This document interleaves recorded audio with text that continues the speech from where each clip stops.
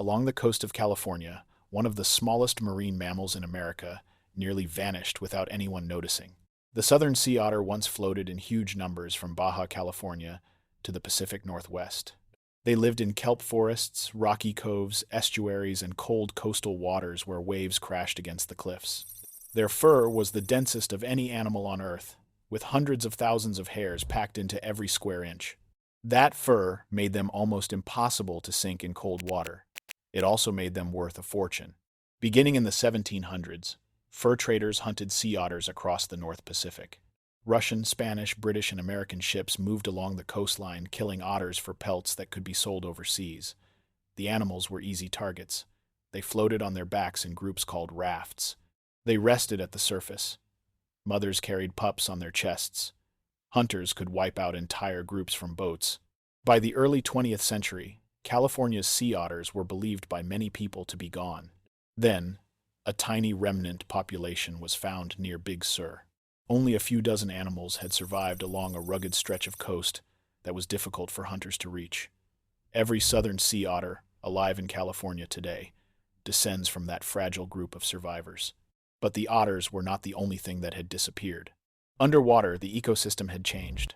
Sea otters eat constantly because they have no blubber to keep them warm. They survive by consuming huge amounts of food every day. One of their most important prey animals is the sea urchin. Sea urchins eat kelp.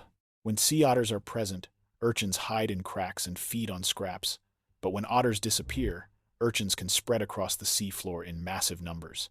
They chew through kelp holdfasts, the root-like structures that anchor giant kelp to rock. Once the holdfast is gone, the kelp breaks loose and floats away.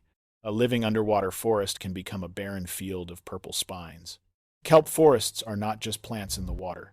They are nurseries for fish, shelter for crabs, feeding grounds for seabirds, and hunting habitat for seals and sharks. Kelp absorbs carbon, buffers waves, and creates one of the most productive ecosystems on the planet. When kelp disappears, the entire coastline becomes poorer. The return of sea otters changed that balance. As the protected population slowly grew along the central California coast, otters began doing what they had always done.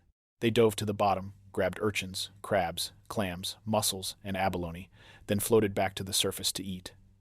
They used rocks as tools, cracking shells open on their chests. Mothers taught pups where to forage. Rafts formed again in bays where they had not been seen for generations. Where otters were present, urchin behavior changed. The seafloor became less like a feeding frenzy and more like a controlled system. Kelp had a chance to grow tall again. Fish returned to the canopy. Invertebrates colonized the forest. Birds fed above it. The ocean began rebuilding vertically, from bare rock to towering underwater habitat. Scientists call the sea otter a keystone species because its impact is far larger than its body size. Remove the otter, and urchins can overwhelm kelp. Return the otter, and the entire food web can shift back toward balance. The comeback was never simple. Southern sea otters remain threatened. Oil spills can kill them quickly because even a small amount of oil destroys the insulating power of their fur. Shark bites kill otters at the edges of their range. Disease, pollution, boat traffic, fishing gear, and limited habitat all slow their recovery. Unlike bald eagles or alligators, sea otters have not exploded back into their historical range.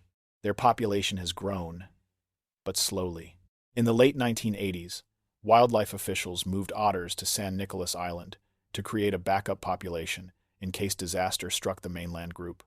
Many animals swam away. Some died. A small number stayed. For years, the experiment looked like a failure. Then, the island population began growing. The bigger story was happening along the coast. In places like Monterey Bay, Elkhorn Slough, and Big Sur, sea otters became living restoration crews. In seagrass beds, they ate crabs that preyed on smaller animals that clean algae from seagrass blades. In kelp forests, they pressured urchins that can destroy young kelp. In estuaries, scientists found that otters could even help reduce erosion by changing the food web around marsh plants. The animal that had been hunted for its fur was now protecting the coast by eating.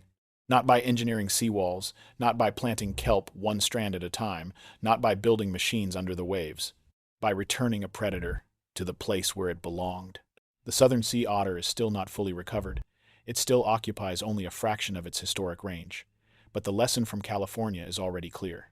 When a keystone species disappears, the damage spreads in ways people may not understand for decades. And when that species returns, the healing can begin in places humans could never reach with their own hands. A few dozen animals survived the fur trade on a hidden stretch of coast.